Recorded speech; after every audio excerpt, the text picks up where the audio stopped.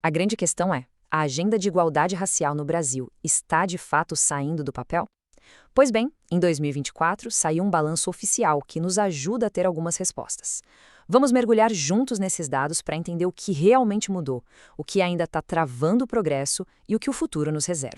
A pergunta que não quer calar é essa aí, bem direta.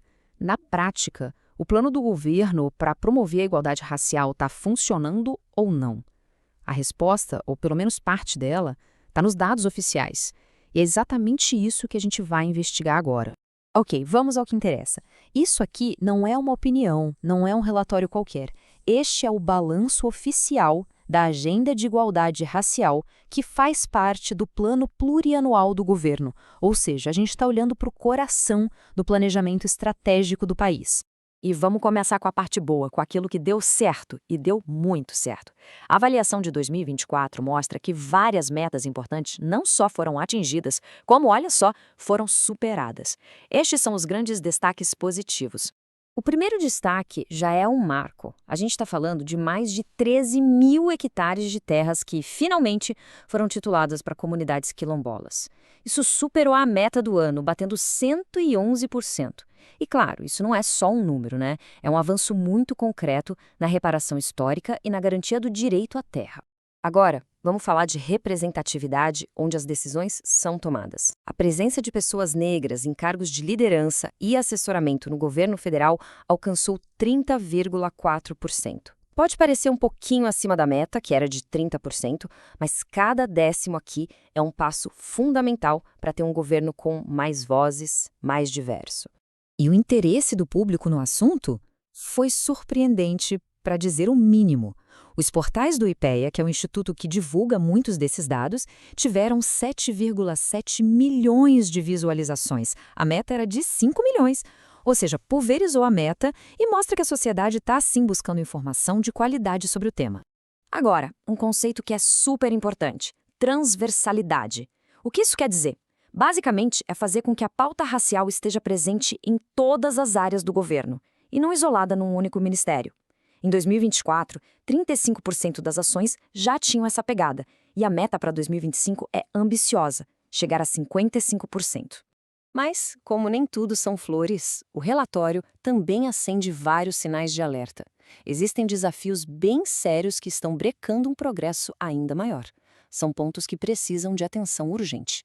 E aqui a gente chega num dos pontos mais críticos. Ferramentas que são essenciais para o monitoramento, como o Atlas da Violência, por exemplo, simplesmente foram interrompidas. A pergunta é grave e direta. Como é que a gente mede se as políticas estão funcionando, se estamos praticamente no escuro, sem dados públicos e acessíveis? E os problemas vão além da falta de dados, eles são estruturais. A gente está falando de grana curta, de falta de pessoal em área-chave, como fiscais para combater o trabalho escravo, e de sistemas de computador que vivem instáveis. Tudo isso cria barreiras bem concretas que dificultam a execução das políticas. Essa frase tirada do próprio relatório resume um problemão.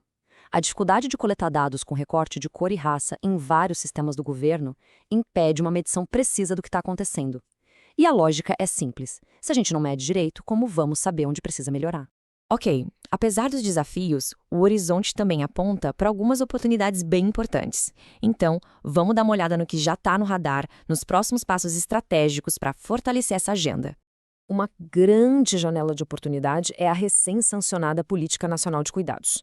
Ela é absolutamente fundamental, porque o objetivo é redistribuir o trabalho de cuidado que não é remunerado, uma carga que, historicamente, pesa de forma desproporcional nos ombros das mulheres negras no Brasil. E teve também uma decisão judicial que foi um divisor de águas. O Supremo Tribunal Federal validou a continuidade das cotas raciais em concursos públicos. Isso garante que essa política afirmativa, que é essencial, continue valendo enquanto o Congresso não bate o martelo sobre uma nova lei. Olhando para frente, os próximos passos já estão bem traçados. Vem aí um novo plano contra o trabalho escravo, a implementação de moradias para a população de rua e, algo super importante, a criação de uma plataforma única para monitorar tudo isso em 2025, a Sinapir. Certo, mas como é que todas essas ações se encaixam? Para a gente ter uma visão do todo, vamos olhar para o mapa da estratégia que está por trás da Agenda de Igualdade Racial. A estratégia toda se apoia em 4 pilares. O primeiro é a capacidade institucional, que é basicamente preparar o próprio governo para agir. O segundo, direitos à terra, onde a gente viu aquele avanço na titulação quilombola. O terceiro foca em educação e empregabilidade, para criar oportunidades. E o quarto, direitos humanos e cidadania, com ações diretas como o programa Juventude Negra Viva. Então, depois de passar por tudo isso, a grande questão que fica para 2025 é, olhando para os acertos e principalmente para os desafios, qual desses 4 pilares vai precisar de mais gás, mais investimento para que essa agenda avance de verdade? Fica aí a reflexão. Vale dizer que toda essa análise foi baseada em fontes oficiais que ficam aqui como referência para quem quiser ir mais a fundo. No fim das contas, a transparência e o nosso acompanhamento são a base para construir um futuro com mais equidade. Obrigada pela companhia.